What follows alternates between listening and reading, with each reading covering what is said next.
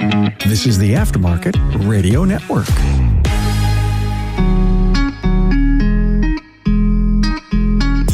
Welcome to another episode of Speak Up Effective Communication, your place for focusing on elevating our communication skills in the auto repair industry. I'm your host, Craig O'Neill, and in our episode today, we're talking about family business dynamics with Maryann Croce, fellow Toastmaster at Remarkable Results Toastmasters, fellow transmission repair professional, and friend who knows the good but understands the struggle so often associated with when you combine, family and business. Thanks for joining us, Maryann. Thank you for having me, Craig. I'm really glad to be here. So glad to have you here.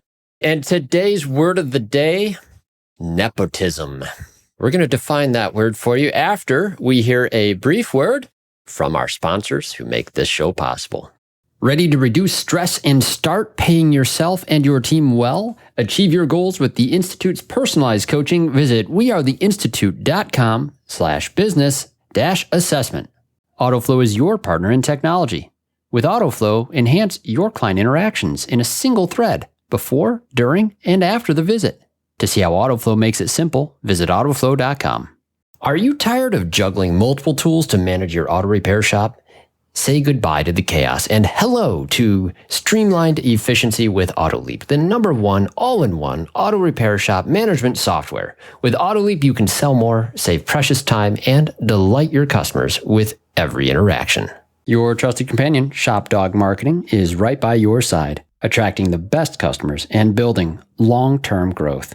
Call ShopDog Marketing today or visit shopdogmarketing.com. Cover your communication need and revolutionize your auto repair business with AI-driven call analytics from Inbound. Explore more at callinbound.com. Okay, we're back. We have Maryann Croce with us today, our word of the day, which we agreed on at the beginning of this conversation. I talked about... Yes, we did. Let's have the guest pick the word of the day is kind of the new thing I want to make sure we do. And I offered the one I had, and we agreed this was the word for this conversation.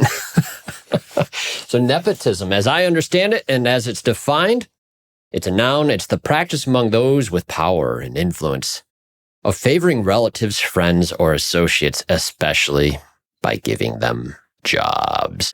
Applies in our industry, doesn't it? A lot of family businesses out there. A lot of family businesses. Absolutely. It's so common that you see families working together. Yeah. Oh, and Maryann, just to preface this, I feel like you're the right person to have this conversation with. I've been looking for a way to have this conversation. I have some very strong feelings about the family business, some very great experiences, and some not so very great experiences. And it's a difficult topic to broach. Many of my relatives who I had both great and not so great experiences still alive and much loved. We get along great, especially now that we don't work together on a daily basis. But it's a tough conversation sometimes to have because of that love and respect that we have for those closest to us. Is that something you see a lot of? Yes, absolutely. One of the things that I see that's most common, especially in this industry because I'm in it, but I see this outside the industry as well. When an owner is thinking of taking on a family member, there is so much pride. There is so much excitement because a lot of times a family member knows the history of the business.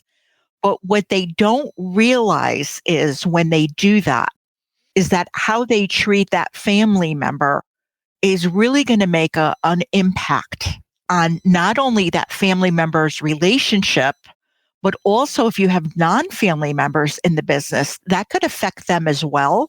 And it could affect how everyone else looks at them, your vendors, your customers, your suppliers.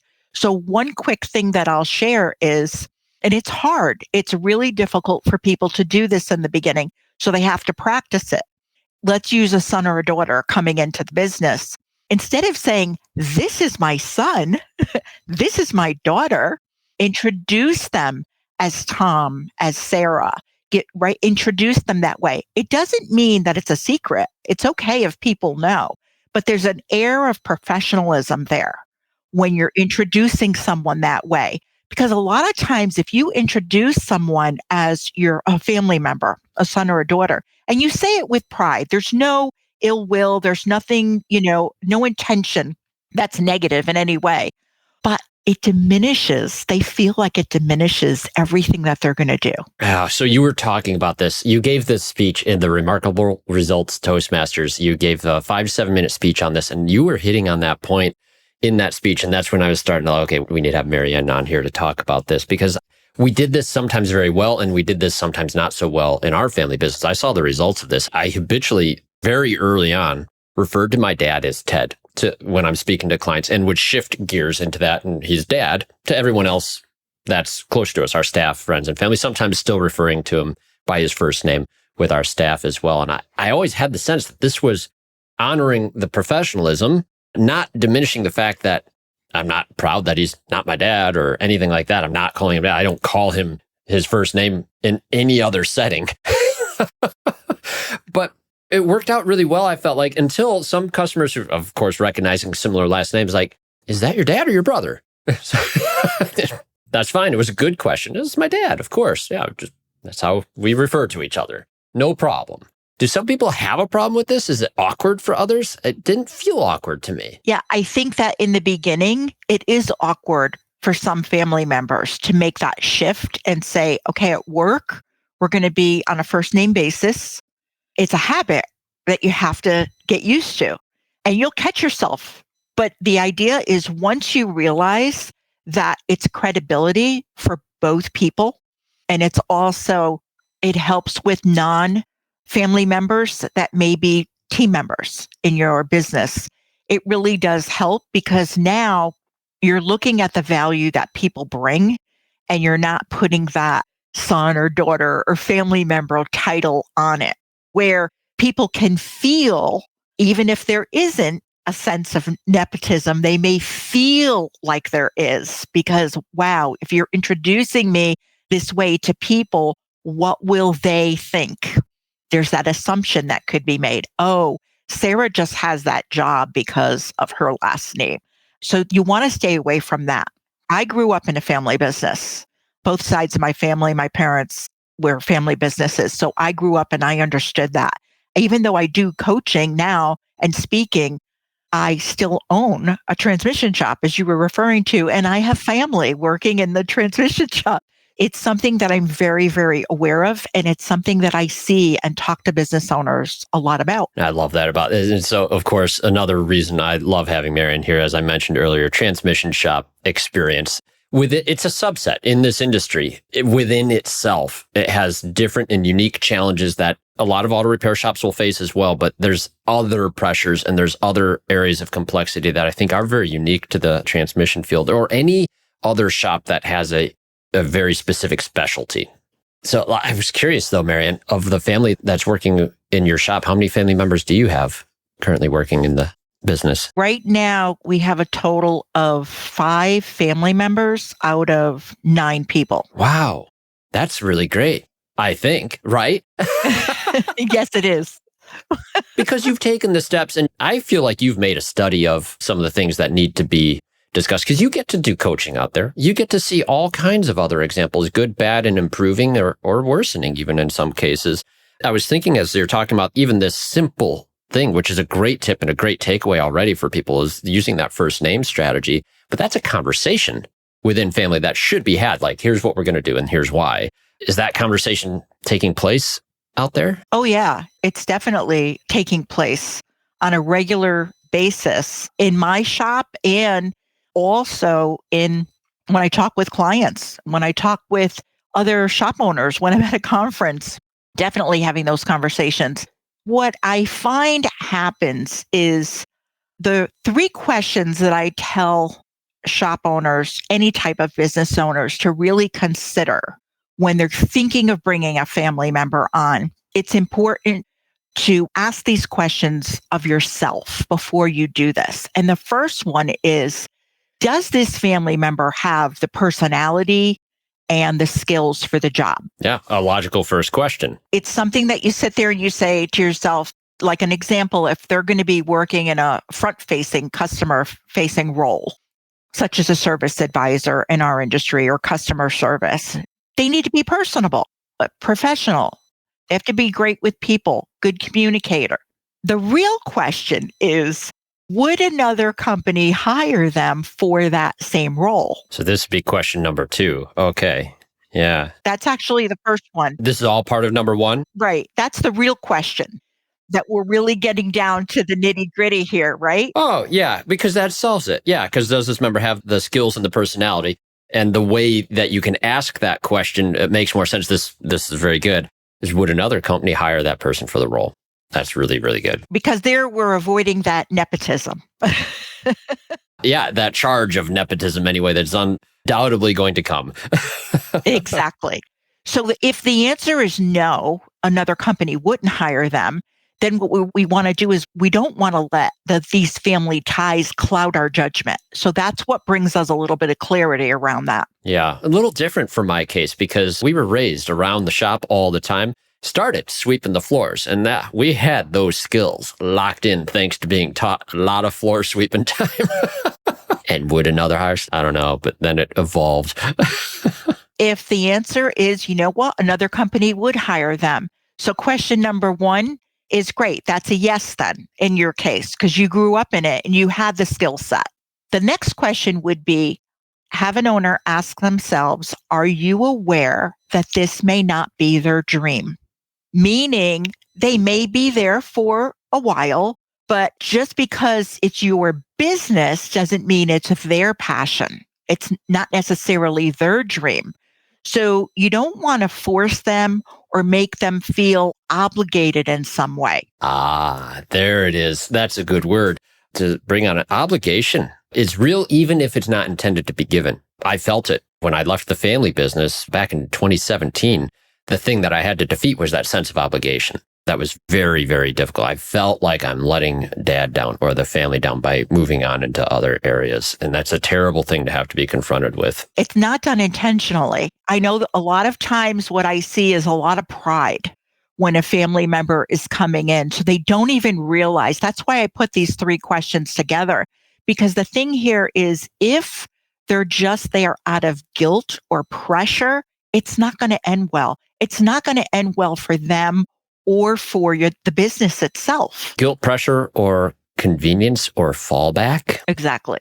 All of those things come up. Yes. And I see that. It's very, very common. Yeah. There's a security element. The family business is there. It's always been there. It was there through my childhood. It was there through my entry into adulthood as I was getting married. And it was a logical choice to go and apply the skills that I had acquired through the youth and go straight into that. And I'm glad I did in my case. But for some people, it may not be there. And it wasn't my dream. It wasn't. Yeah. I wanted to be a mission pilot or a history teacher. One of those 2 things. There you go. And everyone has to find their own way, to your point, and be happy with that path. And the third question is, are you willing to listen to their ideas? And that kind of seems obvious, but it's hard sometimes because, again, going back to that pride thing, I'm bringing them up the ranks in the family business. One of the biggest mistakes that I see shop owners make when they're working with family is when they get stuck in that I've always done it this way mindset. I'm going to teach you the ropes. I'm going to show you the way, that type of thing. And I learned this very recently. I have a little bit of another take on this as well, because when you're dealing with a family member, a parent, and they're teaching their children, taking them on into the business, it's hard for a lot of parents to have their children tell them a different way, or this is outdated, or we need to modernize or do things differently. And I've experienced this, talked to family members about this, even with an elderly parent.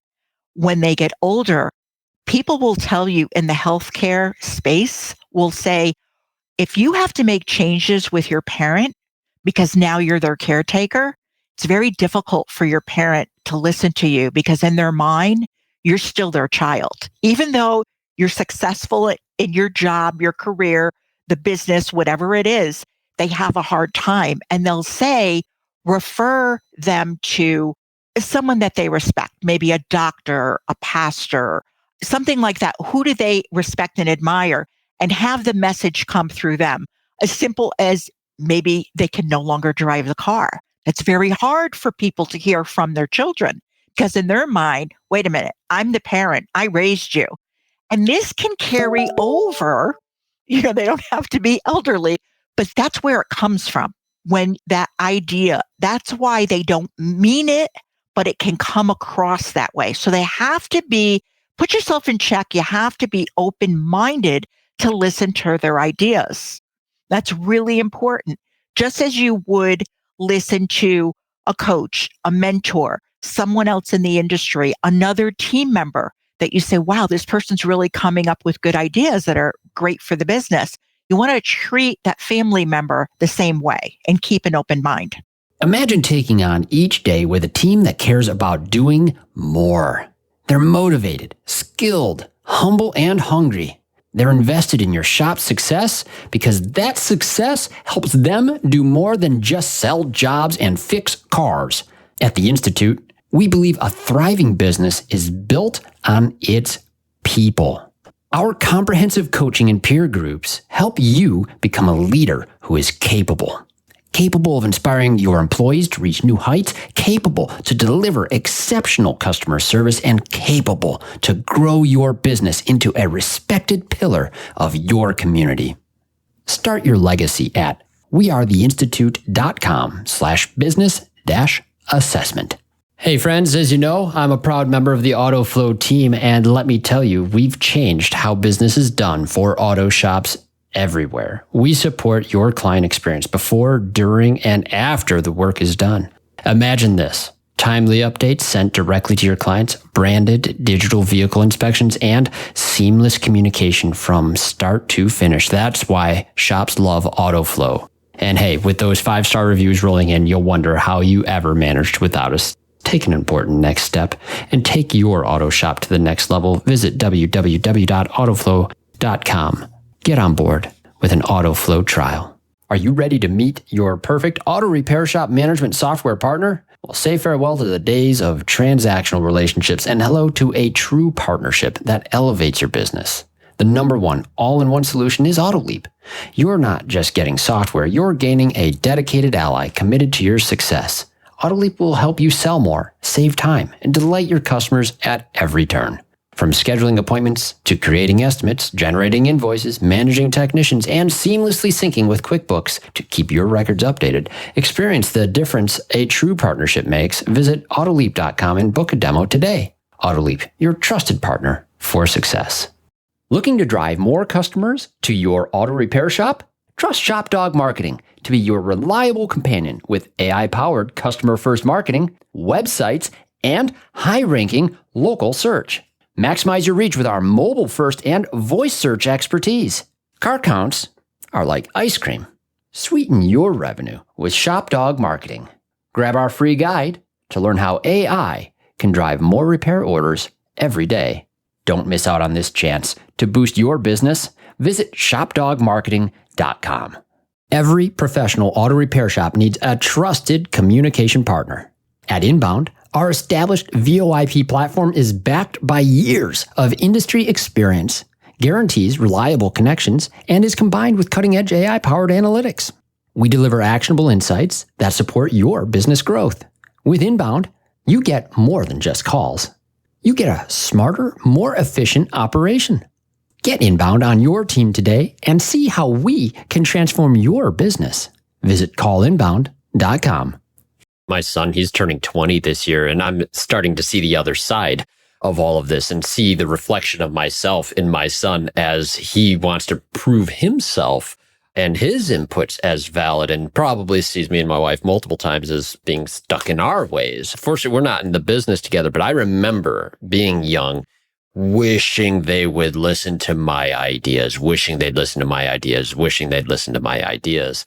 Not as carefully was I considering their thoughts and feelings about why they are doing things the way they've always done things, and how that business, especially for my grandfather, because me and my brother, we were third generation. That was his baby. And anytime we were suggesting a change, it was almost offensive to him. I understand this now, but a change, something that we thought should be done different, felt to him, no matter how we presented it, as critique. And I probably didn't present it well. I wasn't studying communication to the depth I have in the last few years. Back in those days, I wish I had.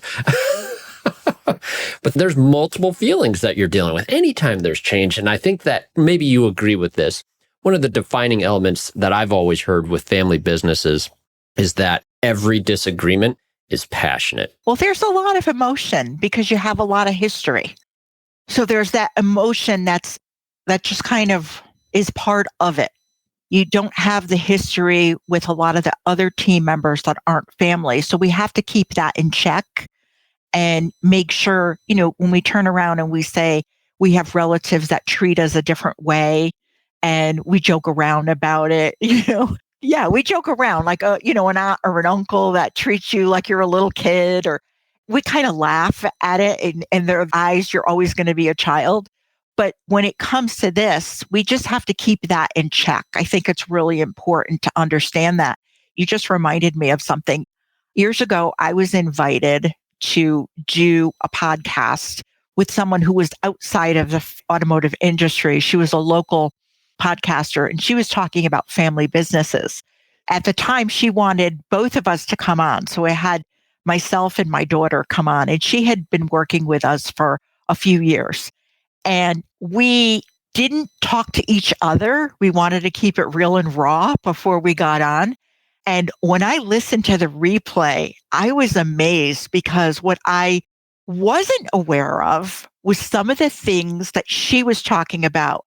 She saw the work ethic, the dedication that went into the business as a child. And she valued that. And she wanted to continue that, but she wanted to bring her ideas to the table. She said they built something. This is something that they've built. And she was like in awe about what was built. And I never heard that from her. I never realized that. And that was an eye opener for children that are coming into the business. We kind of take for granted because they've always been in it. They've always seen it. They've always been around it. But that was something that I learned that day. Me and my brother, I feel like we had this too, where like the story of the origin of the shop, he was one in 3 people in Grand Rapids who knew how to rebuild an automatic transmission way back in the day. And so he started the business and became successful, and all the things and like all the hard work that went in. There wasn't a lift in the shop in those days. You jacked up all the cars, all that grit and all that hard work and all the risk that he took in order to build what became the thing that supported many generations of our family for so long. It was something that we wanted to bring forward and continue to do. Now, granted, we still are, but in a weird way, we've moved on into other parts of the industry. But there was pride in that element. And you mentioned that word earlier when you were speaking on your question number 3 there. But I don't know. I feel like sometimes, do you see it where the family business, their own pride of the original founders gets in the way of letting that next generation take the baton? Yes, I do. When pride turns into ego, then it's a difficult situation. And that's where when I talk to shop owners, and I ask people about, so what do you think about family working together? Some people will say yes. Some people will say, hell no. Hell no. There's no way. And that's the reason why a lot of times is that a wall will go up, because pride is not a bad thing. It is a good thing. But when it gets to the point where it becomes ego, that's when it becomes really dangerous. It can hurt relationships. It could hurt the business. People can step away and still have a relationship, but not in the work environment. Yeah. And that was probably one of the harder things in our family business. Grandpa openly would tell people he regretted selling the business to my dad. It's a condemnation in those sort of scenarios. And that's a frustrating thing to hear. And then he would tell things to me and my brother that would be like, it's always the 3rd generation that kills the family business. It's like, okay. When you speak about that and you talk about, he regretted selling it, or he regretted that.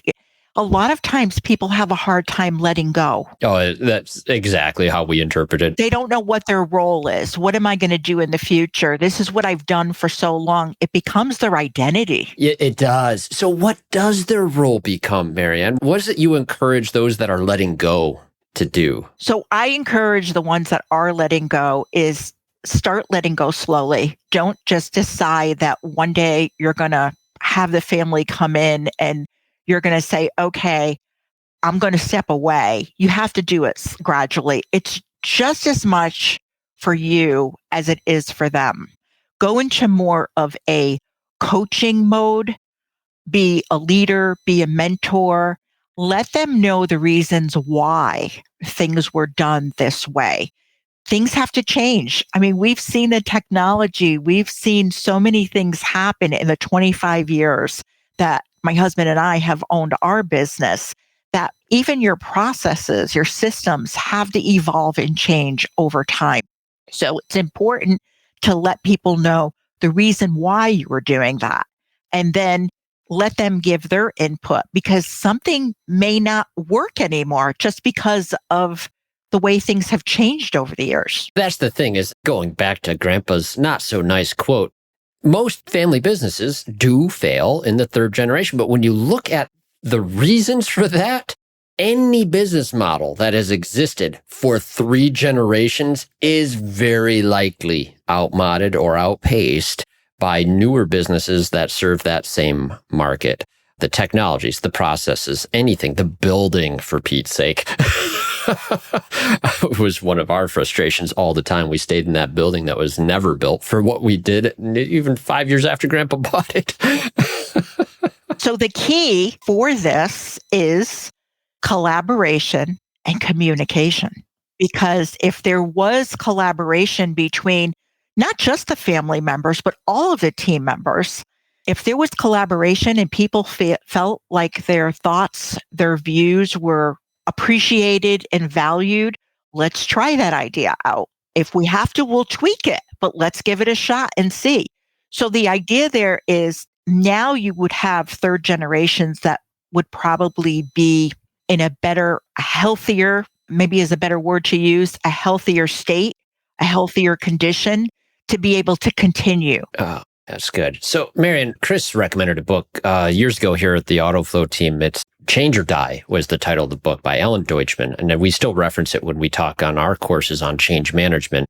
There's 3 keys to effective change in that book. Very simple, very accessible read, very, very much recommended.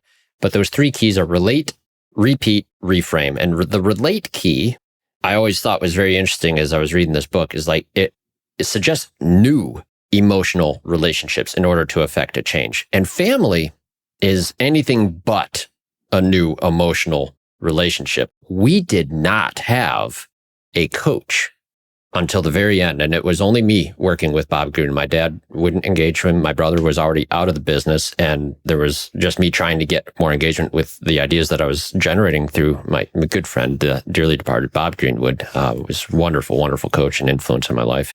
Helped me make the decision eventually that it was a healthy choice to leave the family business in my particular case. I always think, what if years before the whole family had been engaging with that coach or a small group? Is this something that you have found helps other family businesses? Oh, yeah, absolutely. To have that third party come in and be able to listen, hear what's going on, and give you guidance, kind of walk you through it, be objective, because they don't have that emotional attachment. That is so key. That is so important, because a lot of times what happens is when we get emotional, we're no longer thinking logically. And we may say things that we really shouldn't say or may regret later on, you know? All decisions, I believe, are made at an emotional level for all human behavior. If anything is true, it is the fact that we are, in fact, not fact-based people. We're not rational. We're rationalizing all the time. And so these new relationships, I think that for me, when I look back, if I had wanted to stay in that course, what would have had to happen is 5 years earlier, the whole family agree, we're going to bring this person in and they're going to help us out. And it would have been a dynamic difference. Another thing that I think a third party can help with is just looking at what are the roles in your shop? What are the roles in your business? And what are those clearly defined? Do they have job descriptions? This is what this person's going to do. Really clear. Because now we know how to rate ourselves, assess ourselves. Are we doing a good job? And this is both for family members and non-family team members. And that's something that is a common issue because an owner will say, well, everybody kind of knows what they're supposed to do.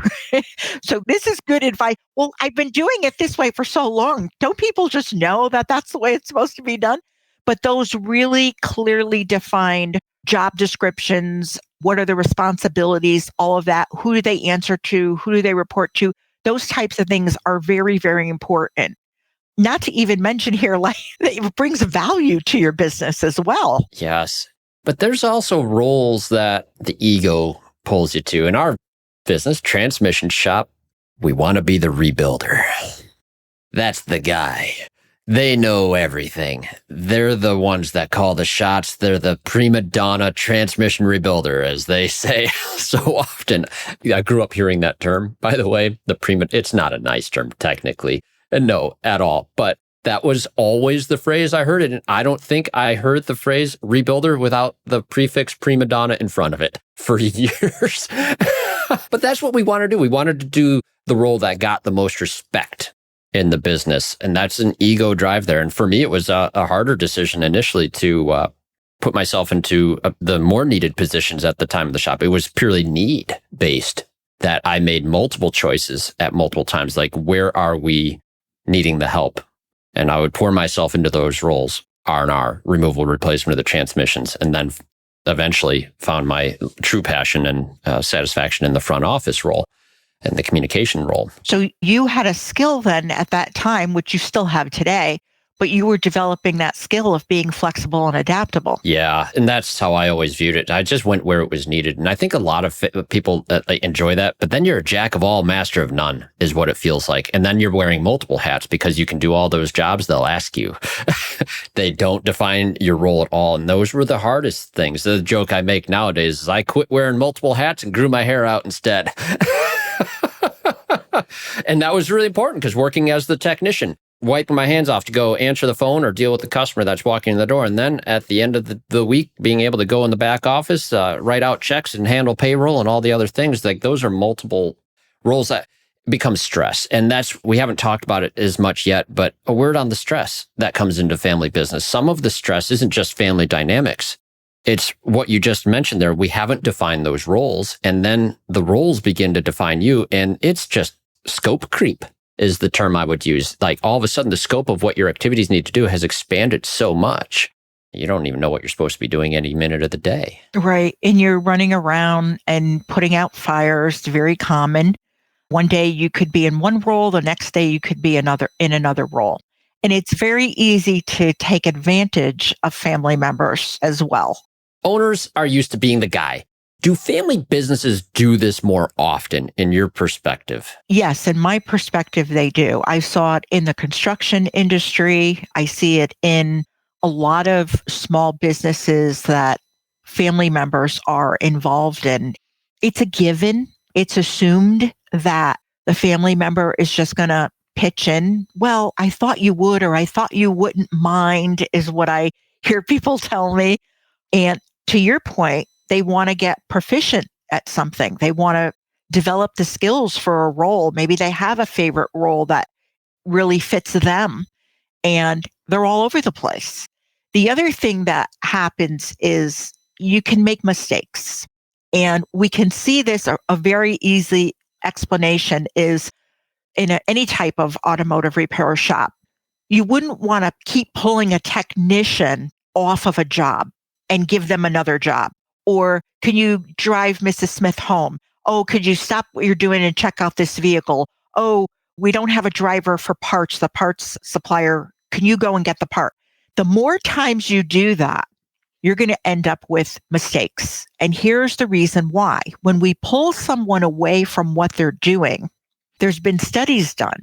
When you come back to what you were doing, it takes you some time to be able to say, where did I leave off? I've heard as long as 20 minutes. Where was I? Yes, to be able to, and there's a name for that. It's called context switching. Ooh, I like this. You were doing this, you took me out of that context, put me into something else, and now I have to go back again. So if you do that multiple times, think of how much time you lose during the course of a day. For me personally, I experienced it. I'm not technical, but I experienced it in my shop when I would go to do any type of statements because I handle all the financials. And then I would get pulled away because somebody would ask a question or somebody forgot to tell me that they weren't at the front counter and the phone was ringing and I went to, answer the phone and put that hat on. And I'd go back and go, where was I? And now I'm working with numbers. It was very difficult. I thought, why is it taking me an hour and a half to balance this statement where it would only take me about 20 minutes or 25 minutes? And so I'm laughing at myself, but I was frustrated at the time. Frustration. That's the normal reaction that people should have to that context switching. And so as you mentioned this term, I thought, all right, so everybody feels this once they get overwhelmed with roles. Everybody feels it. In a family dynamic, there's another context switching that occurs. And this was profound. And some days, me and my family, we were absolutely fried with each other. We've been disagreeing on things. There's yelling and shouting, and we're mad. And then we shut the door of that shop. All right, bye, love ya. And it's just like that. Or sometimes it was, see you later tonight or see you tomorrow for the holiday dinner. And we had just had this intensity of emotion, stress and frustration and all the things. And then that context switch, just in the blink, we have to try to go into family mode. But here's the really weird thing, Maryann. We were good at it. We were good at it. Like, in the way that, like, we got to the family, like, it's still there. It's probably ridiculously unhealthy. If there's anyone in a psychology realm that's listening to this, they're thinking like, you weren't good at it. But we could function anyways. High functioning dysfunction, I guess. I don't know. But that's something that I thought was one of the most frustrating things over time, because I get home and I'll be having this conversation with my wife in a future podcast too. There's a toll it takes on our spouses, because there are things about our frustrations that we bring in during the day with family members who we both love dearly that I'm carrying with me that I can't share at home without it perhaps snowballing into more things. Yes, it does. That's exactly what I was going to touch on when you were saying that. Was you may say goodbye, love you, I'll see you tomorrow or whatever to the family member because now you're leaving work, but now you go home to your own family and they get the brunt of it. Because even though you're not intentionally going to talk about it or you believe it's going to escalate. Or you try to shove it off. You try to. But a lot of times what will happen is when you walk into the house, your loved ones can tell. Did you have a good day today? Wow, was something off? Like, what happened? And the same thing happens when you go to work. Family members or non-family members, you can tell when a team member is just off, when something's not right. Maybe there's something going on at home. So it shows. We try to compartmentalize, but it shows. And our loved ones are the first ones to pick up on it. And that's exactly what happens. And that could cause stress at home because that in your own family, a person in their own family now senses it, feels it. And now do they go into, okay, it's okay, I'll listen, you can vent, or do they try to go into fix it mode? It can cause all kinds of stress in relationships as well. Oh, Maryann, I can tell you work with people on this all the time with Small Biz Vantage and your role there. Your presentation, the one we heard a blip about from our Toastmasters Club, when are you going to be presenting next? So I am going to be presenting in April at Amplify. Oh, great. Yeah, I'm going to be in that. Yeah, that's on the 11th in April. And that's with AutoLeap, right? Yes, with AutoLeap. Yeah, yep, sponsor this show. Yeah. Yeah, that's the next time I'm going to be presenting. Wonderful. So people can tune in and hear you there. I think they absolutely should. There's so much more to unpack on this topic. Is there any points that we haven't mentioned that you would like to get in? I think we did cover a lot. Yes. And yeah, every one of these things, there's probably a whole topic to have on context switching, but healthy.